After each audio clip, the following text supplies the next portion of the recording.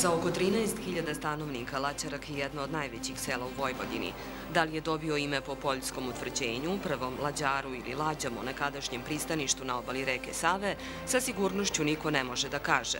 Selo je nastalo u srednjem veku, a pre 250 godina, kada je počela izgradnja crkve posvećene svetom Arhangelu Gavrilu, imalo je više stanovnika od Sremske Mitrovice. Danas u Laćarku, kao dobre komšije, žive uglavnom Srbi, Mađari, Ukrajinci.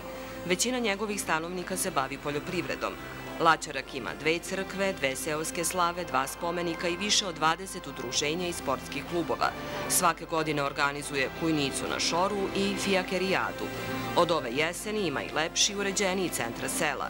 Laćarak je prigradsko naselje u Sremskom okrugu. Očekuje status opštine, nada se rekonstrukciji puta i proširenju kapaciteta u vrtiću, jer se između ostalog može pohvaliti i pozitivnim prirodnim priraštajem.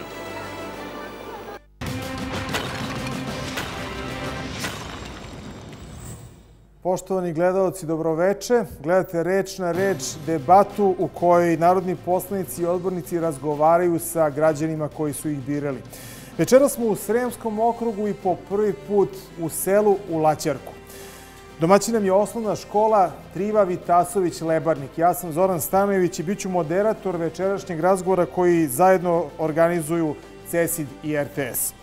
Predstavnici 4 parlamentarne stranke odgovarat će na pitanja meštana Laćarka koje je selektovao CESID. Debata će se odvijati na već uobičajen način. Pitanja su unapred dostavljena, a moderator bira ko će da postavi pitanje.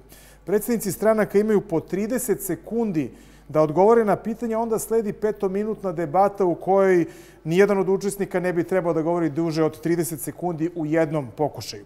Učesnici večerašnje debate su Branislav Nedimović, gradonačelnik Sremske Mitrovice, predstavnik Srpske napredne stranke. Nenad Borović, poslanik u Skupštini Pokrajine Vojvodine, član odbora za poljoprivredu, predstavnik Demokratske stranke. Dobroveče. Dr. Milenko Babić, poslanik u Pokrajinskoj skupštini, član odbora za poljoprivredu, predstavnik SPS-a. Dobroveče. I Srđan Kozlina, odbornik SDS-a u Sremskoj Mitrovici. Dobroveče. Hvala. Sada, da pre nego što počnemo sa debatom, da pogledamo najpre rezultate istraživanja koje je CESID u Sremskom okrugu obavio između 9. i 17. novembra, a u istraživanju građani Sremskog okruga govore o tome kako oni vide stanje u svom regionu i u celoj državi. U istraživanju koje je CESID sproveo od 9. do 17. novembra, većina građana Sremskog okruga, njih 2/3, svoj i život svoje porodice ocenjuju kao osrednje podnošljiv, dok je onih kojima je dobro ili loše podjednako po 15%. Građani su podeljeni na one koji misle da im se standard u poslednjih godinu dana nije promenio, takvih je 45%, i one koji misle da im je lošije nego pre. 13% građana misli da živi bolje. Građani Sremskog okruga smatraju da se u njihovom regionu živi malo bolje nego u ostalim delovima Srbije. Prosečna ocena za region je 2,6, dok je za celu državu 2,5. U procentima njih 39% veruje da žive bolje od drugih u Srbiji. Gotovo polovina veruje da se region ekonomski ne menja, a 32% veruje da napreduju. Vladom su u najvećem broju pretežno zadovoljni. Najveći problem je, kao i u celoj Srbiji, nezaposlenost i nizak životni standard. Drugi problem koji ističu je korupcija, a iza toga mala ulaganja u poljoprivredu. 2/3 građana misli da je poljoprivreda glavna privredna grana njihovog regiona, a čak 79% da država u poljoprivredu ne ulaže dovoljno.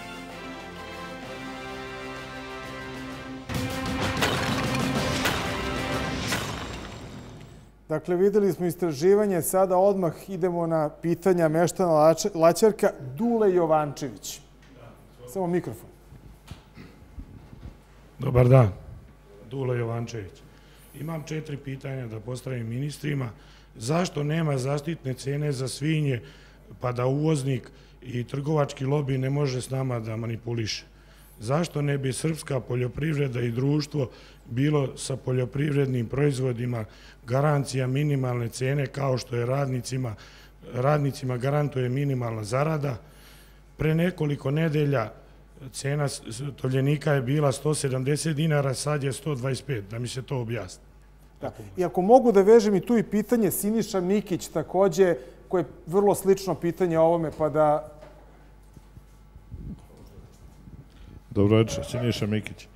Proizvodna cena mesa ne odgovara onoj u mesari. Da li ste iko u državi nekad zapita kuda nas vodi ova takva politika? Izvolite, 30 sekundi. Pa i ovo istraživanje koje je malo pre bilo pred nama dovoljno govori koliko je poljoprivredna važna za naš kraj. Ova sva pitanja u stvari svode se na jedno. Kada ćemo moći na osnovu stočarstva da ostvarimo bolji životni standard i da ljudi koji žive na prostoru Srema žive od svog rada? Ono na čemu mi insistiramo u poslednje vreme i u čemu ćemo insistirati i posle ovih izmena zakona o poljoprivrednom zemljištu jeste da pokušamo da povećamo investicije u oblasti poljoprivrede, odnosno prerađivačke kapacitete, kako bismo na tržištu imali više tražnje za mesom i od strane seljaka koji žive na prostoru Srema. Izvolite. Pa činjenica je da društvo, odnosno država u ovom momentu i režim nisu u stanju da obezbede nesmetano snabdevanje tržišta i da nisu u stanju da, bez obzira na sve obećanja koje su davali, obezbede da poljoprivreda bude grana broj 1, grana privrede broj 1. Na ova zaduženja koja je država imala za ove 3 godine od kako Srpska napredna stranka vodi državu, a to su negde 8,5 milijardi, ja sve vam postavljam pitanje, a koliko je toga reinvestirano u poljoprivredu? I zato ovi problemi i oko stočarstva i oko primarne poljoprivredne proizvodnje koji će biti dodatno usložnjeni ako se usvoje izmene zakona o poljoprivrednom zemljištu koji je poguban za poljoprivredu. Babiću. Mislim da ovaj novi zakon koji se priprema, odnosno izmene starog zakona, će upravo pomoći da se jedan deo ovih problema reši, tim pre što je do sada bilo mnogo korupcije i uzurpacije državnog poljoprivrednog zemljišta. Mali poljoprivredni proizvođači nisu mogli da zakupe ono što im je trebalo i na kraju novina je i da jedan pravni subjekat može veće količine da zaduži, da iznajmi i da kroz to prosto dođe u situaciju da napravi neki investicioni program i da ga takvog plasira. Gospodin Kozlan. Pa sigurno je jedno i u ovoj anketi, u istraživanju koje ste vi sproveli, vidi se da građani Sremskog regiona, Sremskog okruga, odnosno konkretno naši meštani selo Laćarak, u većini smatraju da u najmanju ruku žive isto, ako ne i lošije, nego u nekom ranijem periodu. To znači da apsolutno naš region koji je oduvek bio region najrazvijeniji, čak i u doba neke ranije naše zemlje, ukazuje na to da su potrebne mnogo veće ulaganja u samu poljoprivredu i na taj način ćemo sigurno obezbediti kvalitetniji život svih građana. Siniša, ste vi zadovoljni odgovorom ovim? Pa ne, sad od juče, od ponedjeljka utorka ponovo je nastao uvoz za razliku ono što smo pričali sa gradonačelnikom pre 10, možda 20 dana. Ponavlja se ponovo ista stvar. Mi ne vidimo za čega mi onda radimo. Mi ako ne trebamo da radimo i da držimo tu stoku, i ćemo i mi da budemo socijalni slučajevi pa ćemo tražiti. Dule, vaš komentar, samo mikrofon. Ja nisam zadovoljan iz jednog razloga. Meni dođe od sva 4 odbornika kao da mi uvode u emisiju, a ne da su mi dali odgovor. Možemo da budemo sad konkretni. Pitanje je bilo znači zbog čega je cena tovljenika toliko niska i kuda vodi politika ukoliko cena tovljenika bude takva da se zemljoradnicima, odnosno stočarima, ne isplati da ih drže. Ste vi prvi? Pa evo, ako dozvolite. Jedna prosta stvar je, mi na tržištu imamo malu potražnju.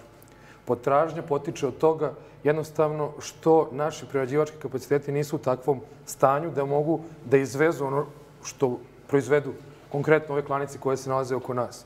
Ja mislim da, evo, jedno imamo rešenje, kolega je malo pre rekao, to je priča oko Mitrosa. Mi ponovo, otvarajući priču oko Mitrosa, stvaramo uslove da budemo konkurentni, da možemo da izvozimo svinjske proizvode van granica Srbije. Ja se nadam da će u narednom periodu, kako budemo otvarali prema Evropi i prema Rusiji, da će samim tim cena rasti. To je jedina šansa da mi imamo veću potražnju od strane klaničara i samim tim će biti veći cena. Srđan Panel. Ono što je primetno, što ste vi potpuno u pravu, je da naši proizvođači ničim nisu zaštićeni. Što znači da apsolutno ljudi su zainteresovani da rade, oni imaju kvalitet, imaju svoje prostore, mogućnosti da rade, međutim jednostavno cena koja je trenutno na tržištu nije adekvatna onome što se ulaže u takvu stočarsku proizvodnju. Ovdje je malo prepomenut Mitros. To je izuzetno dobra stvar ukoliko zaista počne da radi na pravi način. Međutim, bojim se da mali naši proizvođači su u ovoj slučaju najugroženiji i da neće se zadovoljiti potrebe malih gazdinstava sa ovakvom mesnom industrijom. Država bez ikakve dileme mora da zabrani uvoz svinjskih polutki starosti 30-40 godina iz tamo nekih robnih rezervi Brazila i Argentine. To se lako postigne jednim, jednostavno potpisom ministra ili već ko je zadužen za te stvari. To se reguliše i kaže se nema više uvoza svinja, imamo da zaštitimo domaću proizvodnju, a zna se kako se to radi. Dakle, morate imati jak agrarni budžet, morate imati sredstva koje su obezbeđena za te namene, morate ljudima obezbediti da imaju garantovanu cenu koja bi se recimo nalazila negdje između 150 i 180 dinara i na taj način vi postičete domaću proizvodnju, a ne da finansirate farmera iz Argentine, Brazila ili ne znam nije neke zapadne evropske države. Gospodine Dimoviću, ćete vi da... Pa ako dozvolite, ovo je sve, gospodin Borović u pravu, evo deluje jako dobro kada to pričate iz ugla opozicije, što je prirodno. Ima samo jedan mali problem u celoj priči. Mi smo potpisali sporazum o stabilizaciji i pridruživanju koji je gospodin Đelić potpisao onim svojim srebrnim perom pre par godina i doveo nas u situaciju da mi jednostavno u ovom trenutku imamo ozbiljan problem da ne možemo da izvršimo zabranu uvoza. Prelevmani su uvedeni pre mjesec, 2 dana na uvoz mesa. Ja znam da ovo nisu stvari koje zadovoljavaju, ali sigurno da ovakve stvari koje neko iznosi ne stoje. Ja bih voleo da apsolutno ovo sve što vi kažete da možemo u ovom trenutku da sprovedemo i da stvorimo jedina šansa da stvorimo veći agrarni budžet.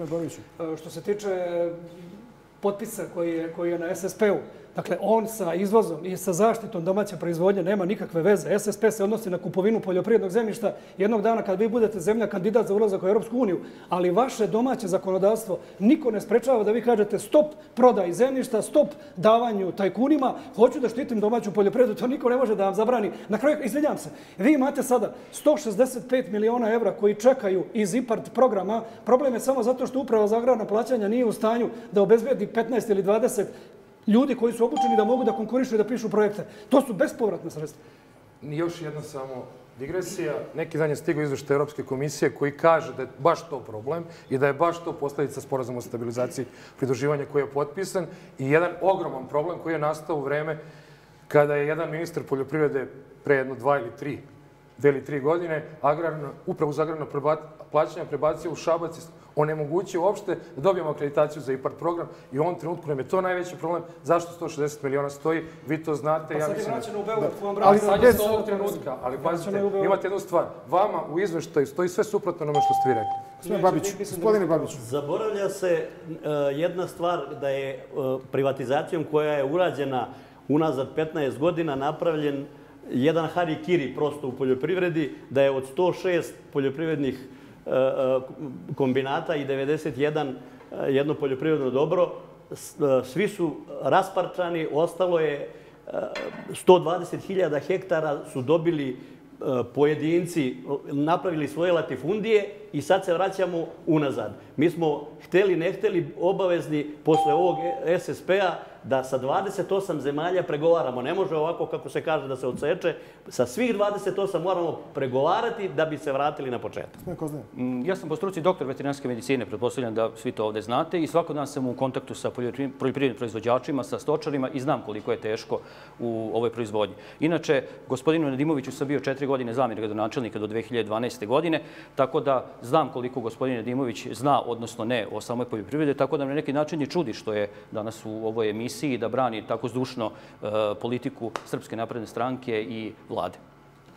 Ako dozvolite, ja ovdje branim samo politiku koja može donese prosperitet Sremskoj Mitrovici i ono sve što nismo uspeli da uradimo, to je da pokrenemo Mitros i slične simbole koji mogu da dovedu do veće proizvodnje, odnosno do veće kupovine od strane poljoprivrednih proizvođača i to je ono što jedino mene interesuje u ovom trenutku, to je da obezbedimo i radna mesta i bolju cenu za poljoprivredne proizvođače. Gospodin Babiću, pa gospodin Kornić. Zaboravlja se da smo mi ostavili onakvom privatizacijom koja nije nikada stavljena pod lupu šta se tamo događalo, da smo ostavili 500 miliona ljudi na ulici. Da je nastao jedan pravi haos u svemu tome i da prosto hteli to ili ne hteli mora neke stvari da se urede. Ovim novim zakonskim rešenjima smanjit će se korupcija i uzurpacija. To je jedna stvar. Druga stvar je da će mali poljoprivredni proizvođači moći da kupe jedan deo ove zemlje. Gospodin Bović. Ako hoćete da gledate odnos države prema gazdinstvima, ako hoćete da gledate odnos države prema agraru uopšte, vi morate pogledati koliko država iz svog budžeta izdvaja za podsticaje kad je u pitanju agrar. Dakle, država Srbija ima negde oko 1000 milijardi budžet. Od toga je 33 do 35 milijardi se daje za poljoprivredu, a za subvencije 23. Ja postavljam pitanje zašto nisu isplaćene sve subvencije, zašto se ne radi rebalans. Znači, subvencije neće biti isplaćene do kraja godine, to je sigurno, jer država neće da radi rebalans i zbog toga se postavlja pitanje šta će ljudi, da li će moći da naplati onih 6.000 što je preostalo. Gospodin Babić. Subvencije će biti do kraja godine isplaćene, to je sigurno da će biti isplaćene do kraja godine. 90% subvencija je isplaćeno do sada i mislim da će i onih 10 do kraja godine. Tu ćemo stati sa ovim prvim pitanjem uz moju molbu, pošto idete široko u teme, da budete konkretniji u odgovoru na ono pitanje koje je postavljeno. Evo da probamo odmah sa sljedećim. Goran Vukolić.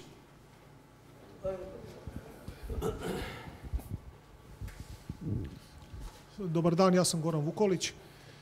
Imam pitanje za gospodu. Mi kada zakupljujemo poljoprivredno zemljište, kada uzimamo u zakup državno poljoprivredno zemljište, nama trebaju garancije banaka, jemci i naravno pare.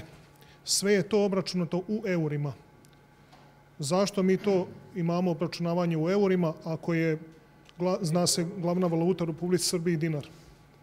I zašto smo uvijek vezani kada mi imamo neka potraživanja od države u eurima, a naši proizvodi svi se isplaćuju u dinarima? Gospodine Nedimoviću, prvi. Pa ozbiljan problem postoji sa zakupom poljoprivrednog zemljišta sa aspekta sredstva obezbeđenja. Kada poljoprivrednik želi da uzme u zakup poljoprivredno zemljište, više ne može da koristi hipoteku kao sredstvo obezbeđenja, nego ga teraju u bankarsku garanciju. Bankarska garancija bar 10% poskupljuje celu ovu priču i imate samim tim veći zakup. Ono što mi kao lokalna samouprava možemo da uradimo na terenu jeste da formiramo od iduće godine garantni fond koji će biti neka vrsta obezbeđenja poljoprivrednika prilikom uzimanja u zakup, naravno onih poljoprivrednika koji imaju pravu veru i koji žele da rade svoje poljoprivredno zemljište, a ne da daju pod zakup. Što se tiče zakupa poljoprivrednog zemljišta, problemi su evidentni. Prvo i osnovno što se sprema ovom izmenom zakona, to je da u buduće poljoprivrednici, odnosno registrovana poljoprivredna gazdinstva, neće moći da imaju prvenstvo zakupa, nego pravo prvenstvo zakupa imaće isključivo pravna lica. To znači da će poljoprivrednici biti u potpuno neravnopravnom položaju, a da ne govorimo o tome da ovakav način devizna klauzula sigurno da nije prihvatljiv i ja mislim da to ne bi smelo tako da se dešava. Znači, dinar je jedino sredstvo plaćanja u Srbiji, sve se mora vezati za dinar kao što je i cena tovljenika, kao što je i cena za bilo šta drugo, tako da mora se veže i ono što vi radite. Ne, mislim da ova tvrdnja nije tačna da će prednost imati pravna lica. Prednost će imati pravna lica na ove velike zakupe na više godina. Sve države u okruženju imaju zakupe od 30 do 99 godina. Kod nas je do 30 godina. Znači, vi možete da zakupite i na 5 i na 10 godina, zavisi koliko vam je guber, vi ćete toliko pružiti. Vi možete isto da postanete pravno lice, znači registrujete se po pravilima igre, postanete pravno lice i učestvujete u tom delu. Tako da, mislim da ovo ne stoji. Zakup poljoprivrednog zemljišta je svakako strateška stvar za svakog poljoprivrednog proizvođača i sigurno da smatramo da je neophodno da pod najpovoljnijim uslovima dobijete takvo zemljište, jer bez toga vi faktički ne možete da radite. Što se tiče sredstava, obezbeđenja i garancija, ona su oduvek postojala, međutim sigurno da treba da postoje u ovom momentu, da bi trebalo da postoje na način kako je to najpovoljnije za vas.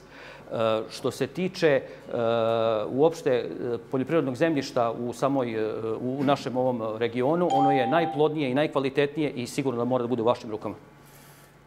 Prvo da čujem da li ste zadovoljni odgovorom, da li je ovo odgovor ono što ste pitali? Nisam zadovoljan sa odgovorom. Nisam zadovoljan sa odgovorom zato što naše garancije od našeg jemca moraju biti 10 puta veće nego što je vrednost te zakupnine poljoprivrednog zemljišta. Mi imamo jako veliki problem da nađemo takvog garanta koji je mnogo jak, neku firmu koja glasi kao DOO društvo. U tom je cela poenta. Da čujemo sada, dakle, ko će prvi? Gospodin Babić, izvolite. Pa vidite, problem je od ranije nastao. 51 milion eura je ljudi nisu plaćali zbog raznoraznih razloga. Sudskim putem je moralo da se naplatilo se 29 miliona eura, a 22 još uvek nisu naplaćena. Od zemlje se izdaje negde, ima 800.000 hektara otprilike u celoj Republici, izdaje se negde, ponudi se da se izda negde oko 450.000, a svega negde oko 250.000 se izda. Znači, mora neka garancija postojati. Nedimić? Samo jednu stvar, apropo ovoga, upravo iz razloga što ima problem sa jemcima, što ima problem sa bankarskim garancijama, namjera nam je da uvedemo garancijski fond koji bi pružio mogućnost da mi pokrivamo prema bankama onaj trošak koji ima i koji se javlja kako vi ne bi imali dodatne troškove odnosno na 10%. Ne bi se složio s ovom prethodnom tvrdnjom da samo pravna lica mogu ukupno do 30% za potrebe investicija predviđene izmene zakona o poljoprivrednom zemljištu, ostali ide i poljoprivrednim gazdinstvima. I vi ste neki dan govorili na Skupštini Vojvodine, ja uopšte ne znam da ste to vi pročitali. Mene to živo interesu, odakle izvlačite te tvrdnje. Obzirom da sam prozvan zbog ovoga, ja sam govorio na Skupštini Vojvodine baš oko poljoprivrednog zemljišta. Dakle, zakon predlaže, još nije usvojen, ali predlaže da samo jedno pravno lice na teritoriji jedne lokalne samouprave, dakle na teritoriji grada Mitrovice, imaće pravo da unapred dobije 30% zemljišta. Sad vi vidite da li će Perica Barišić u Rumi hteti da uzme bilo kakvo zemlje. Ne, nego on uzima 30% najkvalitetnijeg, 30% najboljih tabli, a ono što ostane bit će predmet restitucije, prava prečeg zakupa i tek na kraju oni koji žive od čistog ratarenja. Dakle, ovo je pogubno za poljoprivredu i tu nema dilema. Gospodin Nedimović pa gospodin Babić. Ovdje je tema sredstva obezbeđenja. To je prvo. Druga stvar, naravno, to ću vam sad reći, vlada je juče usvojila amandman koji se odnosi na veći broj pravnih lica, uslišila ono što je javnost tražila. A zašto ne mogu i fizička lica? Fizička lica... Samo bez upadanja u reč, da poštujemo pravila. Ja vas poštujem i poštujem vaše vreme i ono što je važno, kod investicija je jako važno, zbog svih kompletnog problema, procesa funkcionisanja, jako je važno da postoje pravno lice zbog velikog objema investiranja. Samo gospodin Babić se prvi javio, izvolite. Vidite, sigurno je da mora biti pravno lice jer on mora da ponudi investicioni program. Znači, mora da ponudi šta će da radi. Zato se na duži zakon. Ko će to za 2-3 godine? Niko neće zaposliti 50-100 ljudi, bez obzira koliko. Svi gledaju na brzaka da zgrabe za godinu, 2 dana ono što zgrabe i on neće više uzimati ni jedno lice drugo. Znači, ja sam lekar, a mogu da doktoriram na korupciji i na uzurpaciji zemljišta koje se radi. Ja sam iz opštine Bač. Prosto, ako bude vremena, pričat ćemo i o tome. To nije tačno. Dakle, eliminišu se fizička lica i to je protivustavno. Član 87 Ustava kaže da i pravna i fizička lica mogu da imaju pravo da koriste dobra od opšteg interesa, a dobra od opšteg interesa jeste i poljoprivredno zemljište. Dakle, vi dovodite poljoprivredna gazdinstva na kojima su puna usta svih da treba da počiva poljoprivreda, da su oni temelj razvoja, da razvijamo ruralno selo i tako dalje, da nam ljudi ostaju mladi bračni parovi, a dovodite ih u situaciju da će sutra biti sluge i nadničari na njivama onih koji će uzeti po 1000-2 hektara i šta će ljudi, ja samo to postavljam. Dakle, i garancije više će biti bespredmetne ako vam neko uzme 30% najboljeg zemljišta. Gospodin Kozlina, pardon. Mi moramo da vodimo računa o tome, ja sam s pozicije opozicije govorim, da mala poljoprivredna gazdinstva moraju biti zaštićena. To je suština priče i to je suština vašeg pitanja, koliko sam ja razumeo. Gospodin Nedimović uporno brani neki stav, sasvim drugačije, da je to sve u redu i da je to sve normalno. Mi kažemo ne. Mala poljoprivredna gazdinstva moraju biti zaštićena, jer to je naša budućnost. Jer ukoliko vi nemate šta da radite, od čega će da žive vaše porodice, od čega ćemo mi svi da živimo? Je li tako? Potpuno se slažem sa vama. Samo bez upadanja u reč, molim gospodin Nedimović pa gospodin Babić postavlja. Apsolutno, ovo nisam nikad rekao i ovo su neke proizvoljnosti koje neko pokušava da iznese. 70% zemljišta će biti na raspolaganju poljoprivrednim gazdinstvima. Time se jasno stavlja u prvi plan ono što je interes, to je zaštita poljoprivrednih gazdinstava. Druga stvar koju mi moramo uvek da vodimo računa, i to gospodin Borović, pošto malo pre sam prozvan sa aspekta struke, a ponešto se razumemo u pravu, u Ustavu piše da osim ako posebnim zakonom drugačije nije određen. To biste trebali pročitati i drugi deo tog člana Ustava. Samo gospodin Babić prvo. U Ustavu nigde ne piše ovo što je kolega Nenad rekao. To je jedno. Drugo, ja bi se vratio nazad. Gde smo mi bili kad se 120.000 hektara najkvalitetnije zemlje izdavalo, pa su ljudi napravili latifundije 10 ili 15 porodica u državi? Gde smo onda bili? Znači, i treća stvar je, ja sam to već rekao, oko 250.000 hektara se izda, a 800.000 ima za izdavanje. Prema tome, to ne stoji da neće biti za male poljoprivredne proizvođače. U Vojvodini imate negde oko 450.000 hektara državne poljoprivredne zemlje. Ako vratite u restituciji negde između 100 i 140.000 hektara, što je realno potraživanje, i ako od toga 30% što ostane date tajkunima, pravnim licima, na osnovu nekakvih investicionih planova o kome neće odlučivati zakon, nego famozna komisija pri Ministarstvu poljoprivrede koja će jedina imati pravo da kaže ovome hoću, ovome neću. Dakle, uvodi se jedno diskrecijono pravo koje zakon ne poznaje. To nije ustavna kategorija, kolega Babiću, o tome smo pričali pre neki dan. Dakle, ovim se, odgovorno tvrdim, poljoprivredna gazdinstva dovode u podređeni položaj i zato je zakon potencijalno koruptivan. Samo mala intervencija s moje strane. Preskočili smo, malo smo otišli dalje od teme garancije i obračunavanja u evrima. Možete da se vratite na to, gospodine Babiću. Moram da odgovorim na ovo. Gledajte, kad su šećerane privatizovane, za 3 evra su otišle. Bile su otprilike, šećerana u Baču je bila dužna oko 5 miliona evra, pa je onda Đinđićeva vlada oslobodila dugove prema državnim firmama i ostalo je malte ne čista priča. On je samo na ovom starom gvožđu 1 milion evra ubro za 10 dana. A za 3 evra je kupio šećeranu. Gospodin Nedimović. Apsolutno sam bio, čini mi se, konkretan i s aspekta garancija izneo konkretno rešenje za razliku od nekih demagoških floskula koje neki iznose. Za evro? Za evro. Slažem se da tu postoji problem i na tome treba poraditi prilikom pravilnika dodjeli zakupa poljoprivrednog zemljišta koji će ići posle ovih izmena zakona. Prvi ću biti za to da se naravno u dinarima sve obračunava i potpuno je... Nije normalno da bude ovo. Evo, gospodine Boroviću, kažete vi se. Tu za mene nema nikakve dileme. Dakle, treba ljudima omogućiti da jedino sredstvo plaćanja je dinar i to tako treba i da ostane.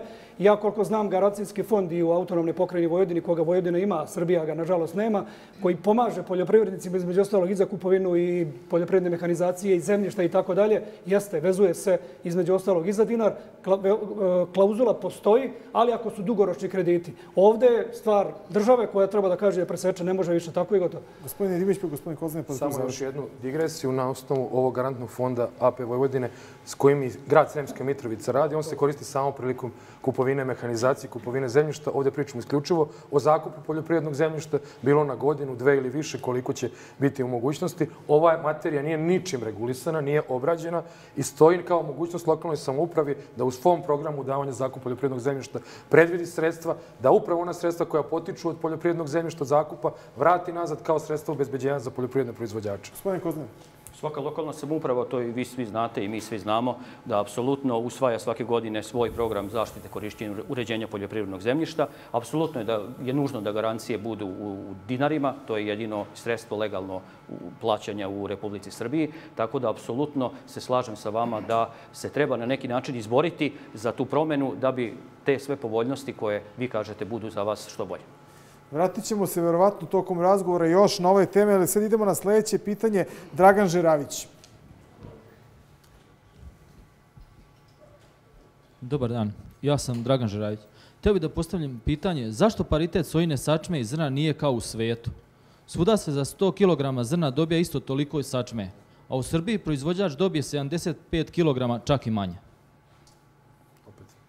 Ne, uvek idemo ovim redom. Uvek idemo tim redom, nema problema. Jeste, u pravu ste, postoji problem na tržištu sa sojinom sačmom i sa zrnom. Ono što ja, pošto nisam direktno u ovoj materiji, znam da postoji problem sa neusklađenošću poreskih stopa koje idu na zrno i koje idu na sojinu sačmu. I što postoji samo jedan subjekat koji se bavi u Srbiji sa ovim i mi imamo realno situaciju sa monopolom. Mi moramo da se pozabavimo, da imamo još, da ulažemo u tu industriju, da može da bude još prerađivača, ne samo u oblasti soje, nego i drugim, da se ti monopoli razbijaju koji su nastali u prethodnih 10, 15, 20 u duše s aspekta soje, koliko sam čuo, jedno 50 godina već postoji taj monopol. Da, bez ikakve dileme. Radi se o klasičnom monopolu, obzirom da imate svega nekoliko od njih koji se time bave i koji se bave između ostalog i uvozom. Tako da to dovodi do situacije da jednostavno svako ko je proizvođač biva time doveden u situaciju da teo ne hteo mora jednostavno da da tamo gde ga čeka onaj koga ucenjuje i naravno da vi kao rezultat svega toga imate tu disproporciju između cene semena, odnosno cene gotove soje i cene sojine sačme, što u svakom slučaju nije dobro. Što se tiče nas iz Demokratske stranke, svakako da to treba menjati, ali mi u Vojvodini nemamo pravo da menjamo to, jer ne možemo doneti zakon, već možemo samo da utičemo na Republiku da ona proba da promeni. Potpuno se slažem da je monopol tu u pitanju i jednostavno sigurno je da to treba, ali evo, iz svih ovih priča i ovih pitanja mi vidimo da je jedan opšti haos u sferi poljoprivrede. To će trebati proći ipak izvesno vreme da se pomeri i ovo, i ovo, i ovo. Znači, ne može to preko noći. Ja pretpostavljam da svi to znamo, da je to monopol u pitanju i da će to se u tekućem periodu, u narednom periodu uraditi. Pa potrebno je menjati ono što nije dobro. To što vi kažete je u potpunosti tačno i na aktuelnoj vlasti i republičkoj vladi je da pokuša da učini sve da to promeni. Mi iz opozicije to ovog momenta nismo u mogućnosti, ali nadam se da ćemo u nekoj budućnosti biti. Ako ti pariteti za vas nisu dobri, onda to nije dobro za nikog. Nije dobro ni za nas koji smo direktni potrošači. Dragane, jeste li vi zadovoljni sa ovim odgovorom? Pa u suštini zadovoljan sam odgovorom, ali nadamo se da ćemo i mi proizvođači to ubrzo osjetiti. Šta vi imate da dodate znači, na ovu temu? Postoji jedna očigledna stvar oko koje smo se usaglasili. Ajde da počnemo od toga. Pa opet se vraćamo na mere agrarne politike i na ono šta država hoće da uradi sa poljoprivredom. Dakle, da li država hoće da ima poljoprivrednike, poljoprivredna gazdinstva kao nosioce razvoja ili će da forsira prerađivače, dolazak oni koji će tu doći sa špekulativnim kapitalom i kojima je cilj jedino da na neki način dovedu poljoprivredu do presačkog štapa. Dakle, onaj ko je došao sa tom namerom, on očigledno da mu odgovara ovakva situacija i ovakva pozicija primarne poljoprivredne proizvodnje koja bi morala biti zaštićena između ostalo, kažem, svim ovim merama o kojima smo govorili, najpre subvencijama, da čovjek zna da je to sigurno, da on ima predvidivo u par godina, a ne da se dovije od godine do godine i naravno da onda čovjek ne može sam da izađe na kraj sa tim. Još jednu samo bi stvar dodao. Nije samo stvar u subvencijama. Stvar je i u omogućavanju putem poreske politike i usaglašavanje poreskih stopa da jednostavno poljoprivredni proizvođači ne budu na gubitku zbog različite situacije prilikom oporezivanja poljoprivrednih gazdinstava i pravnih lica. To je najveći problem kod ove sojine sačme koja se kasnije reflektuje u procesu proizvodnje najviše na ono što nas najviše muči na prostoru Srema, to je proizvodnja svinja. Ova stvar, na njoj moramo insistirati. Ja sam u prethodnih 3-4 dana razgovarao na ovu temu sasvim slučajno i sa proizvođačima i sa ovima iz ministarstva. Jednostavno to ovde ubi svakog poljoprivrednog proizvođača koji se bavi proizvodnjom svinja. Zato i smatram da je dobra mera ovo da se izdaje naravno pod određenim uslovima na duži niz godina gde će čovjek da ponudi investicioni program.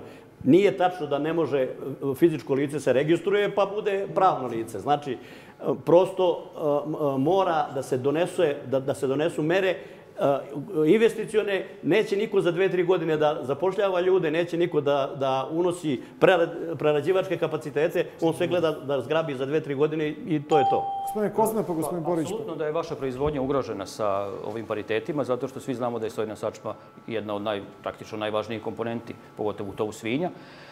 I sigurno da treba učiniti mnogo da se to promeni. Da li će to biti kroz neke načine finansiranja, sufinansiranja, subvencija državnih ili nekih drugih načina, to treba sagledati, ali u svakom slučaju u ovoj celoj priči i suštine vaše pitanje jeste da su na ovaj način mala gazdinstva ugrožena i da vi na pravi način ne možete da ostvarite vaš profit, odnosno vašu zaradu. A vi bez vaše zarade praktično džabe ste radili. Osnovni način razbijanja monopola jeste da vi prerađivače odvojite od onih koji su primarni i da primarnu proizvodnju vi morate zaštititi. Bilo da je u pitanju proizvodnja soje, mleka, tovljenika, dakle primarna proizvodnja mora da bude osnovna. Ali ako vama konkuriše poljoprivrednik iz Belgije sa svojom zaštićenom poljoprivredom, pa naravno da vi ne možete da budete konkurentni jer nemate zaštitu od strane države. Ja se slažem da treba i poreski posticaji, naravno treba i ono što se zove subvencija, ali sve to zajedno čini mere agrarne politike koju, nažalost, ova država nema nameru ili da promoviše ili da sprovodi, a ove 3 godine ne vidimo ništa.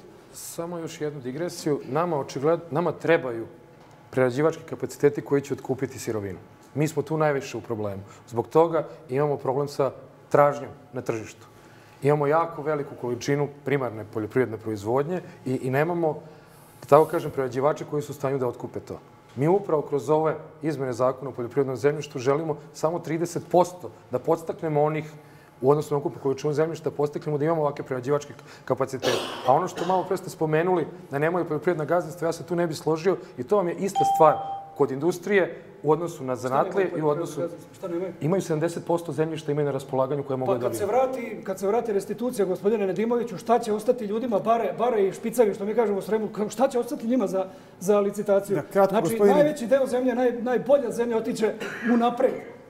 To je činjenica. Doći ćemo i do tih pitanja. Gospodin Nedimović pa gospodin Kozlina, pa da tu završimo ovo. Samo još jednu kratku digresiju i ne bi upadao nikome u reč, pošto su takva pravila igre. Imamo jedan problem sa zakonom restitucije, imamo broj podnetih prijava za restituciju, ali nemamo donetu odluku o vraćanju.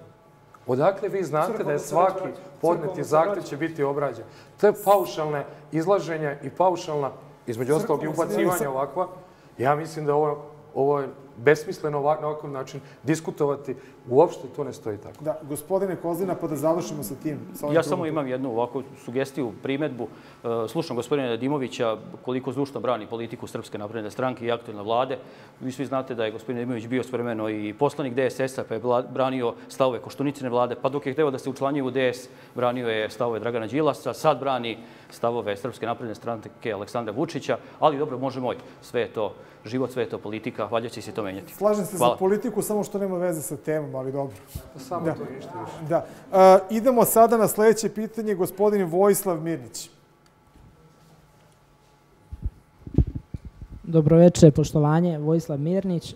Hteo bih da postavim pitanje da li mislite da poreska stopa od 20% je visoka za kupovinu traktora, nove mehanizacije i mere koje bi vi predložili? Da, i možemo da sastavimo tu i pitanje Gorana Lazarevića, takođe je vrlo zanimljivo. Dobro večer, Goran Lazarević. Možemo li da dobijemo mehanizaciju u zamenu za robu? Idemo sada ovom stranom, gospodin Kozlina prvi, da. Pa, mehanizacija je osnova, znači bez mehanizacije vi prosto ne možete da radite. Pa sigurno da je dobro da budu najpovoljniji uslovi za kupovinu mehanizacije. Da li će to biti kroz direktne subvencije ili će to biti kroz smanjenje poreske stope, mislim da se na kraju svodi na isto. Dobro je ovo i vaše pitanje, kako ste rekli da se vrši zamenu za robu, isto dobra ideja i mislim da bi trebalo razmotriti. Kad dobijemo priliku da učestvujemo direktno u vlasti, kad pobedimo Srpsku naprednu stranku, tad ćemo sigurno imati možda i konkretni odgovor i bolje. Gospodine Babiću. Mislim da su to odlične ideje. Ima samo jedna predistorija. Ja stalno predistoriju pomalo. Sve naše proizvođače koji su proizvodili mehanizaciju smo uništili onakvom privatizacijom kako smo je uništili. I sad tražimo, kažemo, zašto je vezano za euro? Pa ako uvezemo traktor neki s polja, mi moramo to vezati za nešto, verovatno za euro. Prema tome, sigurno je da su porezi visoki za poljoprivrednu proizvodnju, je to puno 20% i sigurno da na tome treba raditi. Pa u svakom slučaju 20% na poljoprivrednu mehanizaciju je previše. Čak šta više, za vreme vlasti Srpske napredne stranke PDV je povećan i to je jedno od povećanja koje je bilo sa 18 na 20%. Nije to nešto mnogo, ali je povećano. Tako da trebalo bi da se u svakom slučaju menja. Ja znam da je jedno vreme su šećerane davale za isporučenu šećernu repu, mogla se dobiti mehanizacija, ali i tu je pitanje pariteta. Dakle, koliko vi treba date šećerne repe da biste dobili, ne znam, nija Belorusa ili neki drugi traktor. O tome i kako treba da se vodi računa, da to bude nešto što je pristupačno i naravno na duži niz godina bez ikakvih kamata. Znači, to jeste podsticaj proizvodnje ako to prerađivač hoće. Ajde da ja kao prozvani nestručnjak u ovoj oblasti odgovorim stručnjaku i socijaldemokratske stranke na ovu temu. Pošto sam slušao pažljivo obrazlaganje i nisam ništa čuo, mogu samo jednu stvar da kažem, da 20% je preveliki porez i treba prilikom izmene zakona koja obračunava porez na dodatu vrednost ukinuti.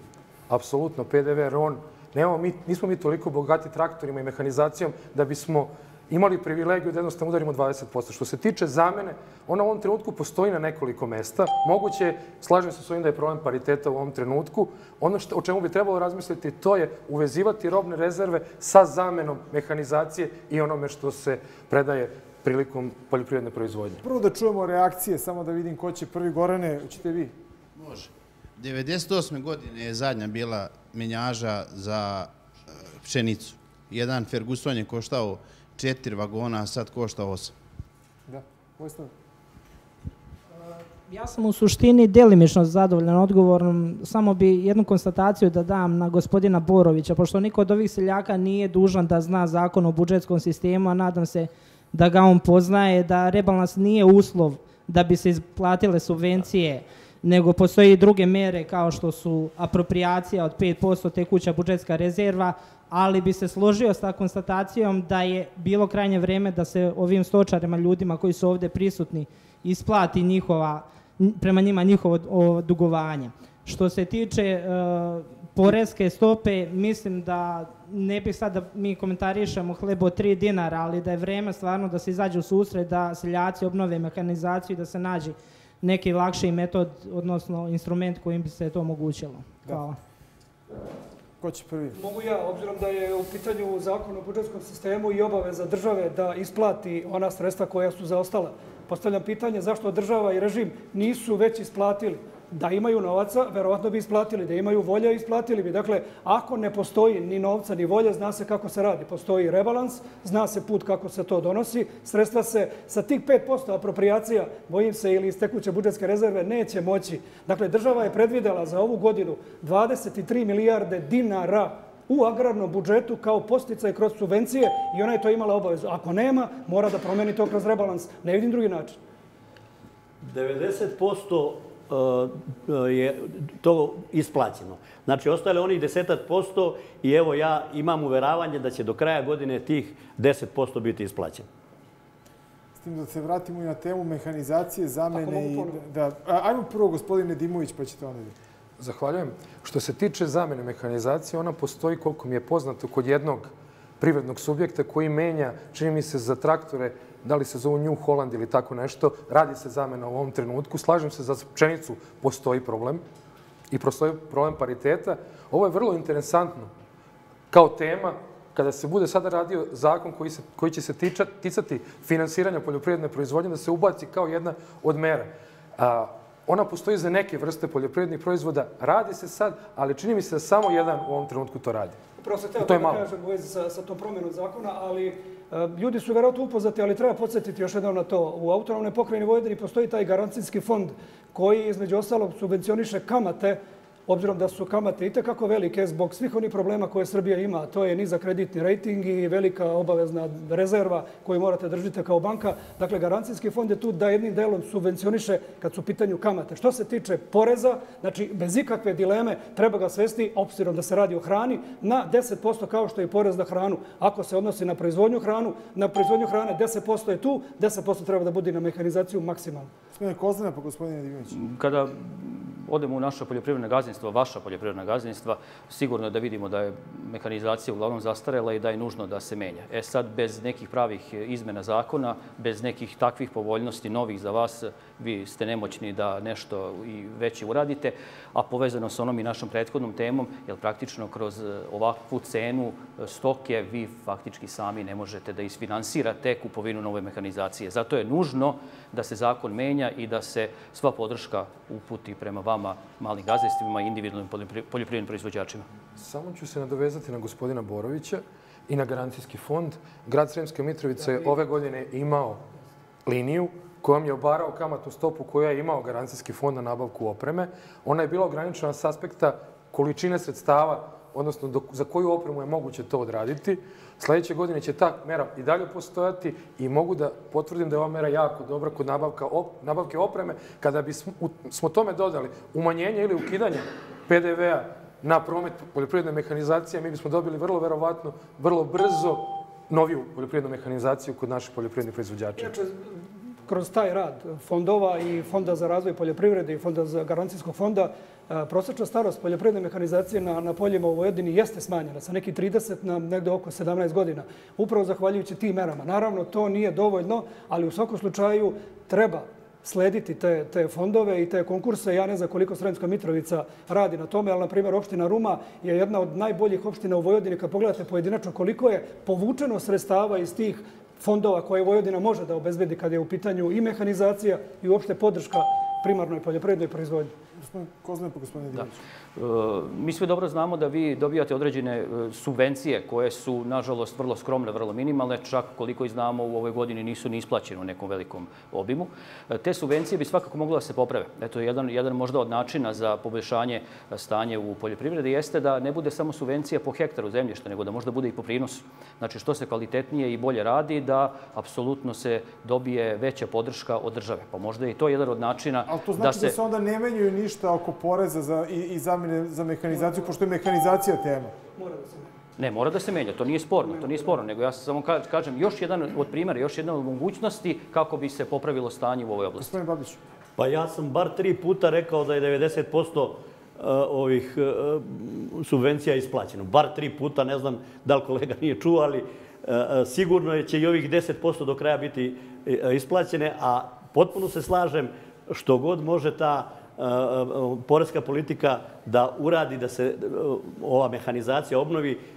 Međutim, ja mislim da će tu biti dosta problema jer mi nemamo naše proizvođače i tu je onako vrlo veliki problem. Gospodine Nedimović, da tu završimo sa mehanizacijom. Najveći problem i prilikom apliciranja kod garancijskog fonda jeste, opet se vraćamo na sredstva obezbeđenja.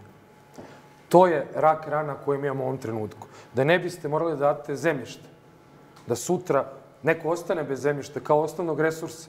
Iz tog razloga su nam neophodni u garantnim fondovima sredstva koje ćemo davati za dobre projekte, za one koji nameravaju ozbiljno se bave poljoprivrednom proizvodnjom i zato sam malo pre pričao o osnivanju garancijskog fonda na prostoru grada Sremske Mitrovice u sledećoj godini. Hvala. Živan Vladisavljević. Dobro večer svim gledalcima. Samo mikrofon, pardon, Živane. Dobro večer svim gledalcima emisije. Želeo bih da postavim pitanje da li igde u svetu hleb košta 30 dinara i na čiji račun ide tako niska cena? I ja bih Snežanu Umetić zamolio takođe da postavi pitanje koje je dosta slično, ali nije isto. Dobro večer. Dokle će naše mleko biti jeftinije od flaše kisele vode? Idemo sa ove strane. Obe teme, ne zna se koja je bolnija od koje. Kada se poveže sa stočarskom proizvodnjom, dođete u situaciju da jednostavno gde god zagrebete imate problem. Slažem se apsolutno sa mlekom, sa ovom cenom mleka da je to problem. I tu najveći problem nama predstavlja ogromna količina mleka koja se pojavljuje iz Europske unije zbog sankcije koje oni imaju prema Rusiji. Čim je veća ponuda, samim tim automatski pada cena. Ono što je u ovom trenutku država pokušala da uradi, to je sa prelemanima na uvoz mleka. Naravno, tu se pojavljuje problem sa mlekom u prahu, koje stalno zbog konditorske proizvodnje izlazi u prvi plan.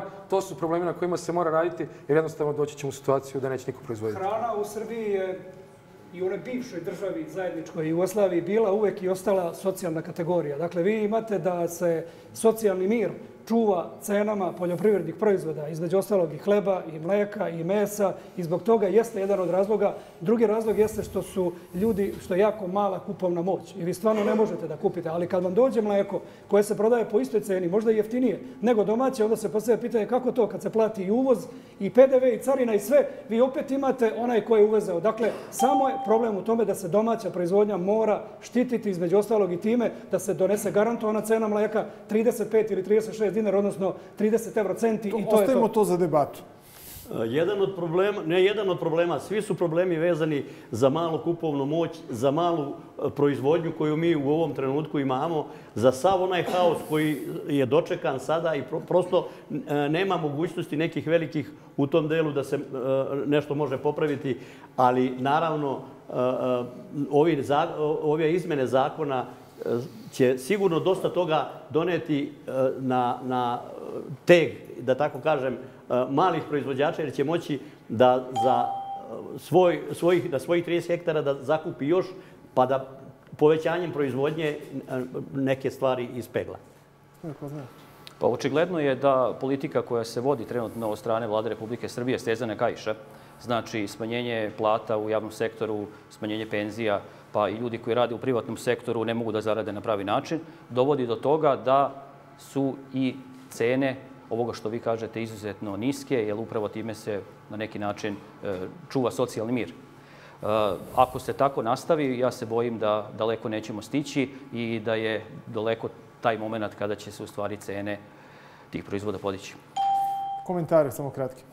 Ja nisam zadovoljan sa odgovorom iz jednog razloga, zato što mi stalno neki socijalni mir u ovoj državi potkusurujemo, ali ne bih želeo da mi ovdje domaćini koji radimo 16 sati na našim njivama i u našim svinjcima sutra budemo problemi i socijalni taj problem ove države.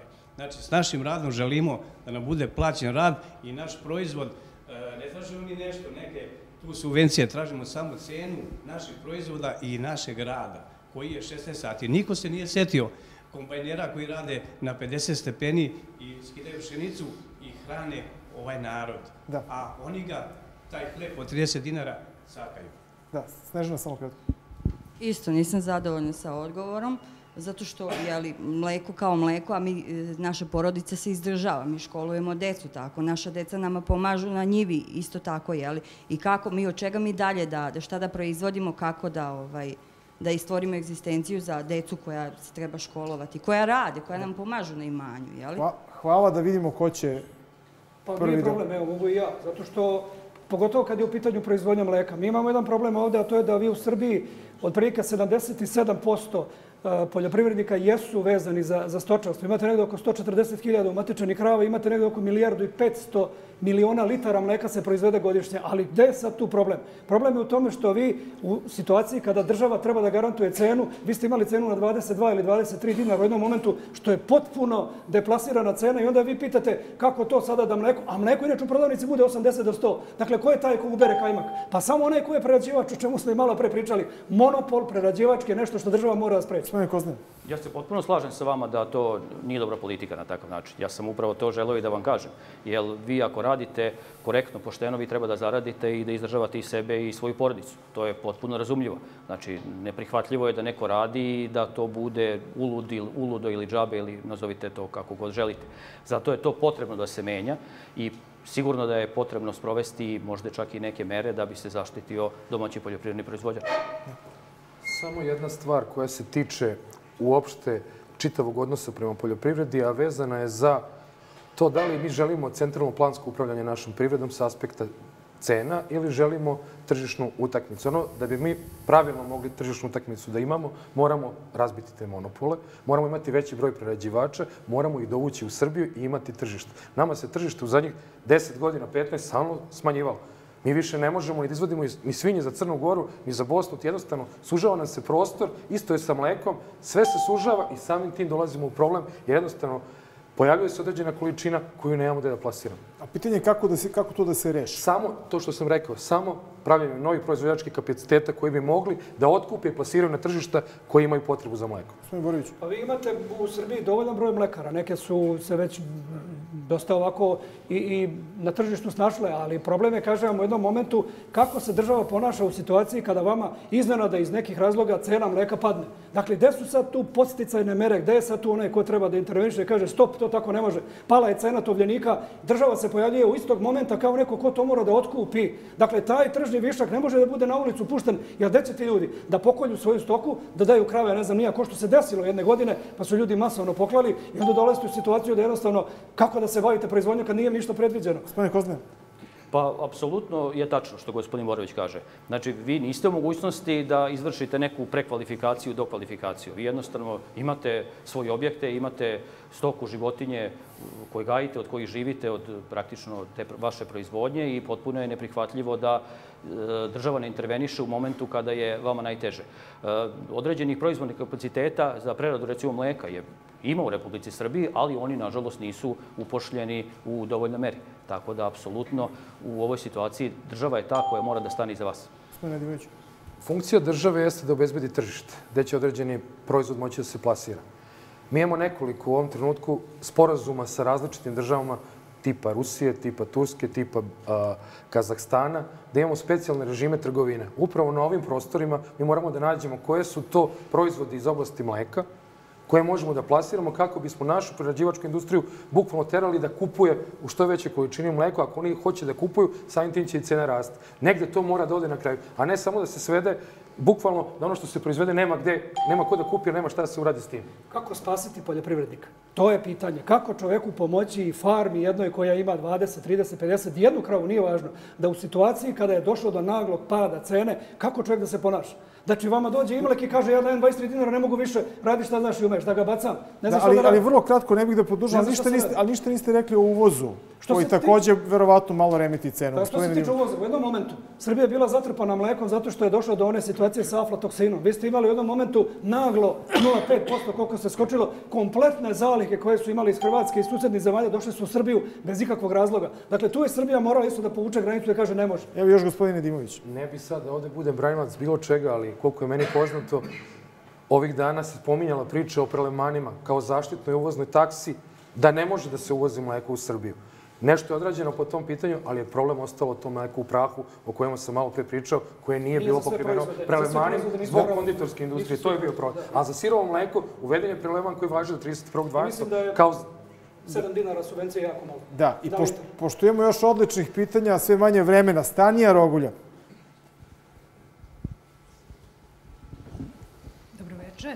Gospodin je malo pre rekao da će subvencije biti isplaćene u decembru. Ja vas sad pitam, šta će nama subvencije u decembru? Nama su subvencije potrebne u martu.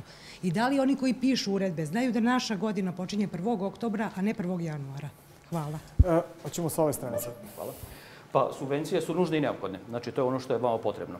Koliko je meni poznato, subvencije uopšte u poljoprivredu, u stočarstvu, ja sam doktor veterine, to mi je najbliže.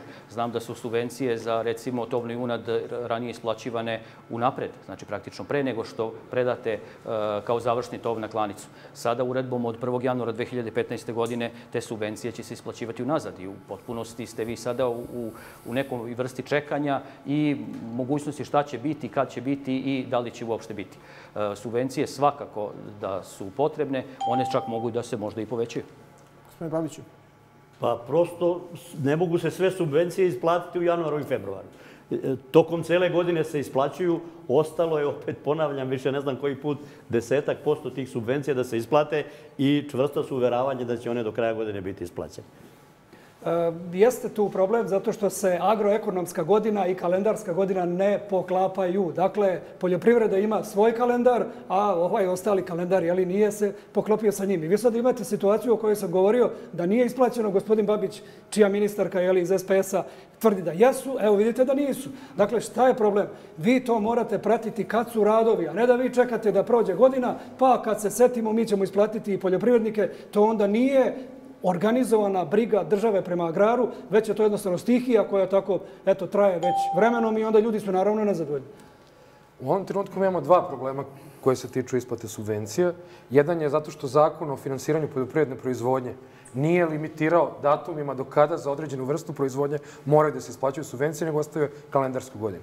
Sada kada bude od nove godine rađen novi zakon o finansiranju, morat će to da se ubaci. Druga stvar, to je problem sa ovom upravom za agrarna plaćanja koju sam malo pre spomenuo. Mi definitivno moramo da osnažimo njene kapacitete, jer ma koliko to zvučalo smešno u ovom trenutku, da u tom delu javnog sektora mi nemamo dovoljno ljudi koji mogu da obsluže. Mi moramo da ubacimo tu još ljudi kako bi što brže taj proces mogao ići i skratiti procedure kako biste sve na jednom mjestu mogli da odradite bukvalno. Stanija. Nisam zadovoljna. Zašto? Nisam dobila nikakav odgovor. Nikakav odgovor nisam dobila. Ništa konkretno nisu rekli. Ko će da bude konkretniji sada? Ja lično nisam dobila subvencije ni za to, ni za poljoprivrednu proizvodnju. Dobro, ajmo sada da čujemo. Gospodin Babić. Ne znam, niste zadovoljni. Ja sam vam rekao do kraja godine će biti isplaćene sve subvencije, to je sigurno. Sigurno je da ovako siromašna država nema uslova da isplati subvencije unapred ili ovako kako je rečeno isplaćuje po kalendarskoj godini, jer je ceo budžet i tako koncipiran da bude po kalendarskoj godini. Znači, u ovom momentu to sigurno ne može. Jednostavno, ostalo je ovih 10% koje će biti isplaćene do kraja godine, a 90% je do sada isplaćeno. Mislim da nema nikakvog opravdanja, jer ako se uzme podatak koji sam rekao u uvodnom delu, da je država se zadužila za 8,5 milijardi evra za 3 godine, a podigla se glavnica, a ne da je smanjila glavnicu, onda se postavlja pitanje zašto država nije našla način da između ostalog isfinansira to što je bila obaveza. Dakle, ne možemo mi sad prihvatiti razvoj, bit će, možda će, evo, spremamo se. To nije objašnjenje. Dakle, ljudi očekuju konkretnu pomoć i ja da sam bio u situaciji kao ministar, naravno da bi im to bio prioritet, jer je poljoprivreda bez ikakve dileme najveći prioritet kad je u pitanju privreda inače u Srbiji. Upravo iz razloga, zato što 52% stanovnika u Mitrovici živi direktno od poljoprivrede, preko ljudi koji su u Skupštini Srbije, uputit ćemo kao grad zvaničan amandman da se izmeni zakon o finansiranju poljoprivredne proizvodnje, da se uskladi sa vrstama proizvodnje. Ovo je najkonkretnije što ja mogu u ovom trenutku da vam odgovorim. Još neko? Apsolutno. Pa, što sam počeo uopšte o subvencijama za goveda, takve su vam subvencije svinje, takve su subvencije po hektaru poljoprivrednog zemljišta. I svakako je bilo dobro, ono što je bilo u ranijem periodu, da vi unapred dobijete takve subvencije, da praktično sa tim sredstvima možete da raspolažete i da ih koristite. Slažem se sa vama da u ovom momentu to nije dobro i da te subvencije nisu isplaćene, ali ja se nadam da će Vlada Republike Srbije to uraditi na zadovoljstvo pre svega vas. Ako bude još neko pitanje, da, ako nemate komentara, pošto je ostalo otprilike za još jedno pitanje, ja ću pokušati dva pitanja tu da sastavim. Prvo, Radoslav Panić.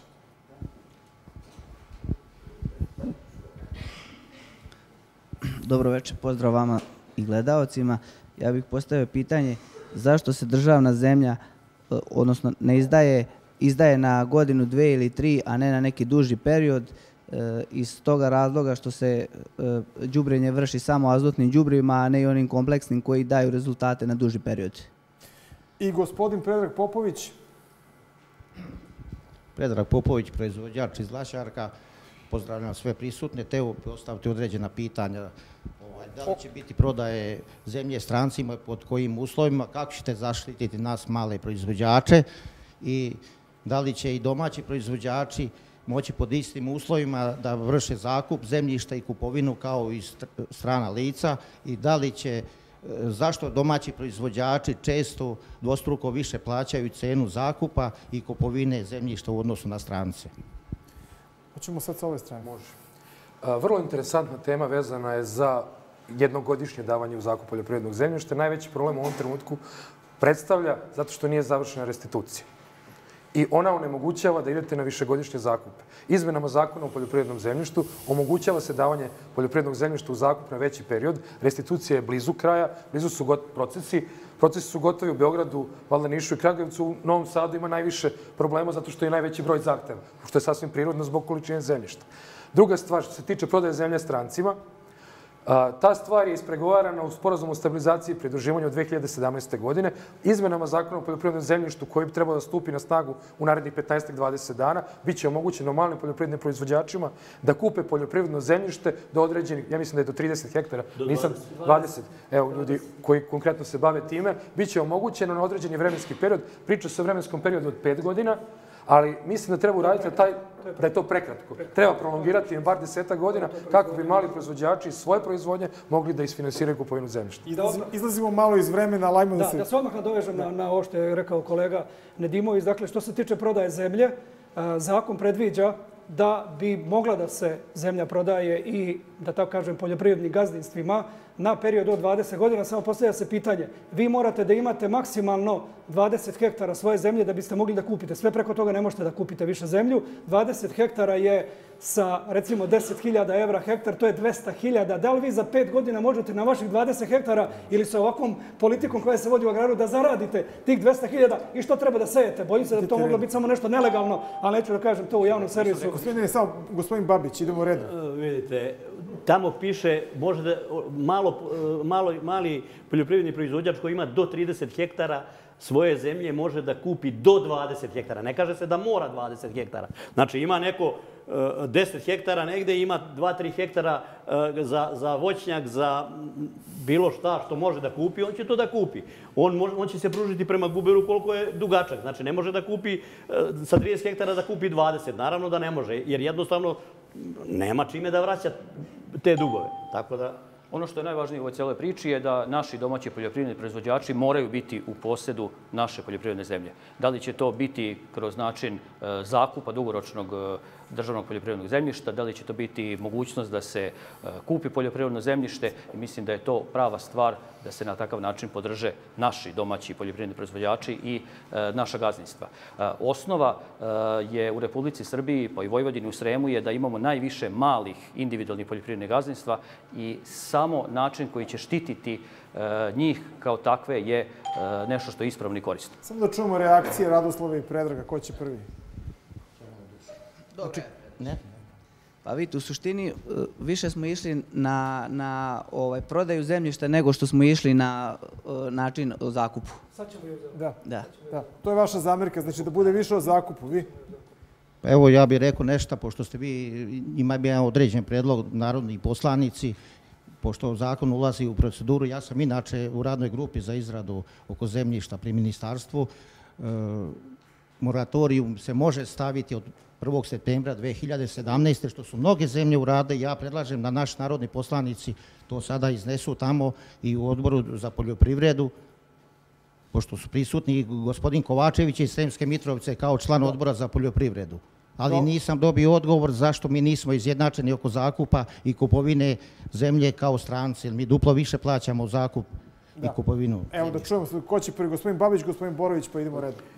Prvo, po važećem zakonu i po izmenama zakona koji se predviđaju, ne može stranac kupiti našu zemlju. Sem od 1.9.2017.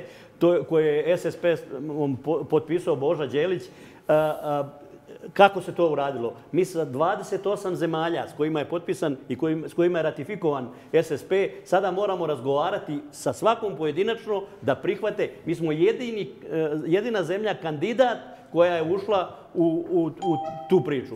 Znači, mora se vratiti ta priča na početak. To će biti mukotrpan posao, sigurno.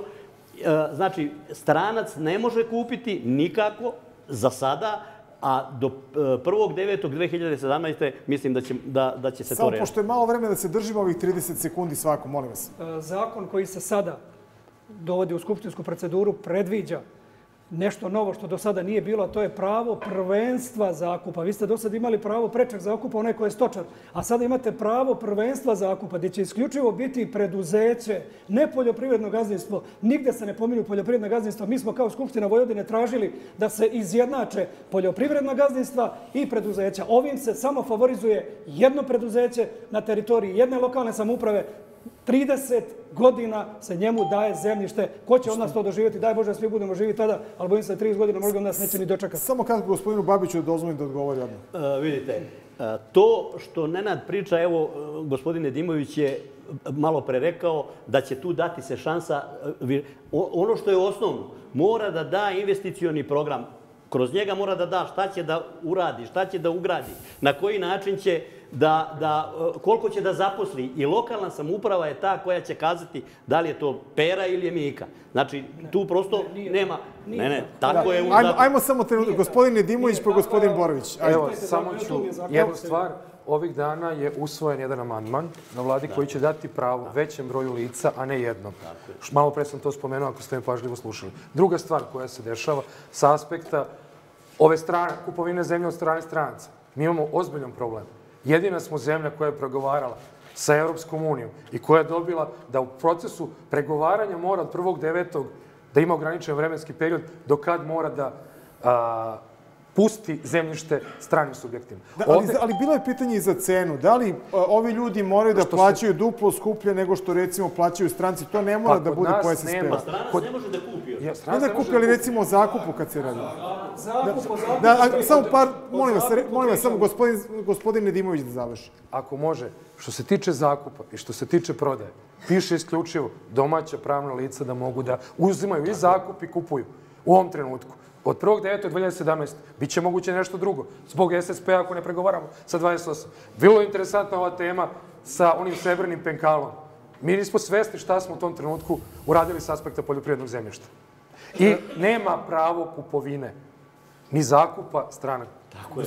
Nema ni kupovine, ni zakupa stranaca. Nema pravo. Da, nemojte da se lažemo. Izvinite, molim vas, ovo je predlog zakona koji je vlada usvojila. Dakle, vi dozvoljavate preduzeću, a ne fizičkim, ne gazdinstvima, da mogu da pod istim uslovima, to nije po ustavu. Što se tiče prodaje zemlje, Demokratska stranka je protiv prodaje zemlje bilo kome, državne zemlje. I da uvedete ono što je gospodin rekao, 10 ili više godina, kao što je uradila i Slovačka i sve zemlje koje su ulazile, nema prodaje poljoprivrednog zemljišta, tačka, nikome. Imate pravo samo zakupa, ali prodaje nema. Bežite od pitanja cene, ne znam zašto. Znači, zašto se cena razlikuje kada je zakupljuju stranci i kada je zakupljuju... Ma ne mogu da je zakupe. Zorane, ne mogu da zakupe stranci, ne mogu da zakupe ni da kupe.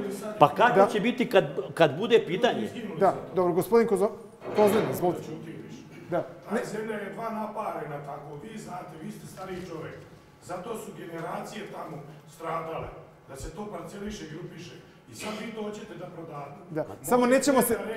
Zadnje kući... Nema prodaje. Da, dobro. Ajmo sad, pošto nema iz publike pitanja, samo trenutak. Ne. Ajmo, pošto smo... Samo malo, zamolit ću vas da... Dobro. Ajmo da se zaustavimo ovdje i da pokušamo da se čujemo svi. Izvolite, gospodine Kozlin. Sve ono što nije u interesu našeg poljoprivrednog proizvođača, apsolutno nije prihvatljivo za sve nas. Tako da te izmene zakona koje slede su očigledno i po vašoj tvrdnji štetne za male poljoprivredne proizvođače.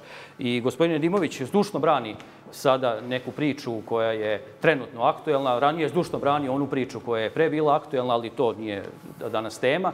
Tako da mi smo na stanovištu da treba zaštititi vas, zaštititi malo poljoprivredna gazdinstva, jer to je osnova. Sremska Mitrovica ima preko 50% ljudi koji žive od poljoprivrede. Sporazum koji je potpisan 2008. i taj famozni SSP kaže da ako dozvolite prodaju zemljišta domaćim građanima, onda morate te iste uslove dati strancima. Znači, državno poljoprivredno zemljište ne može da se prodaje, tačka, a vi kao domaćin hoćete da prodajete vašu dedovinu nekome, ko vam to može zabraniti? Znači, vi državno poljoprivredno zemljište koje je prirodni, neobnovljivi resurs, nećete prodavati, nema prodaje, a što se tiče prava zakupa, svi jednake uslove. I poljoprivredno gazdinstvo i tamo neki investitor koji je došao, ne znam nija zašto i zbog čega, samo da bi se dočepao plodne zemlje, imate iste uslove, pa zakupite transparentno, pa da vidimo ko dobije. Ono što u ovom trenutku je evidentno, mi da sa aspekta upravljanja poljoprivrednim zemljištem i poljoprivrednom proizvodnjom imamo problem velik. Mi moramo nešto promeniti kako bismo stvorili da ono što je naš resurs postane naša korist. Ovo što se tiče zakupa i cene zakupa, to u ovom trenutku nije moguće. Bukvalno nije tema. Možda u budućnosti, možda za 5 godina bude tema i možda bude mogli pričati, ali u ovom trenutku to nije tema. Gospodin Kozlina, pa gospodin Borović. Ja samo da pitam ispred svih nas, gospodina Nedimovića, pa menjajte, vi ste vlast. Menjajte to, nemojte da govorite treba menjati. Vi prosto to promenite onda, nemojte usvajati nešto što je štetno za poljoprivredne proizvođače. Imamo još vrlo malo vremena, gospodine Boroviću, gospodine Babiću. Država čak ima mogućnost da ukoliko se pojavi problem sa velikom cenom otkupa poljoprivrednog zemljišta, ajde neka kompenzuje to, neka smanji subvenciju koju inače već nije dala, pa neka kaže svi vi koji niste dobili subvencije, dogodine kad budete konkurisali, to rade inače zemlje Europske unije, nema toliko velike subvencije, ali prilikom zakupa poljoprivrednog zemljišta imate pravo na mnogo nižu cenu od one koja je bila, ne znam, nija prošle godine ili koju ste inače licitirali. I ima načina, samo ako država hoće. Znači, postoje uvijek mogućnosti, mehanizmi se mogu naći. Gospodin Babić i još gospodin Nedimović i tu moramo da završimo. Kolega Nenad kaže šta bi bilo kad bi bilo. Jednostavno u ovom momentu nema mogućnosti ni za zakup, ni za kupovinu od stranaca. Nema. Znači, samo može naš građanin.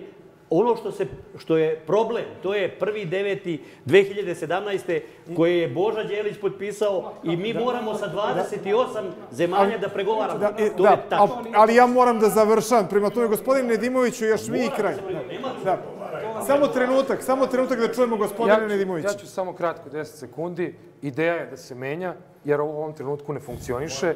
Mora da se menja i mi upravo iz tog razloga predlažemo izmene koje ćemo vidjeti kakve će rezultate donesu. Moramo promeniti... Dovedite u ravnopravan položaj. Dobro, ja bih da... I još jedna stvar. Kuna i bit će sve u redu. Da, samo trenutak. Mešate se u reč. Dozvolimo gospodinu Nedimoviću samo da kažem. Vi meni dozvoljavate da kažem do kraja. preko instrumenta koji vam stoje na raspolaganju. To je preko narodnih poslanika i preko amandmana. Reagovat ćemo na stvari koje su se pokazale da su problematične i doneti onakav zakon koji može da bude životan, a ne da se bavimo demagogijom. Mogli bismo celu debatu da ponovimo sa skroz novim pitanjima. Toliko, nažalost, vreme smo potrošili za ovo. Hvala učesnicima na odgovorima. Hvala vama. Pitanja su bila odlična i naročito vam hvala na strpljenju.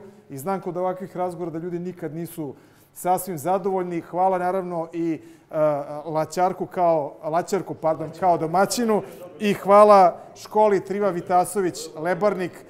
Reč na reč ćemo nastaviti u sledećoj godini, ja mislim u januaru ili u februaru. Hvala vam.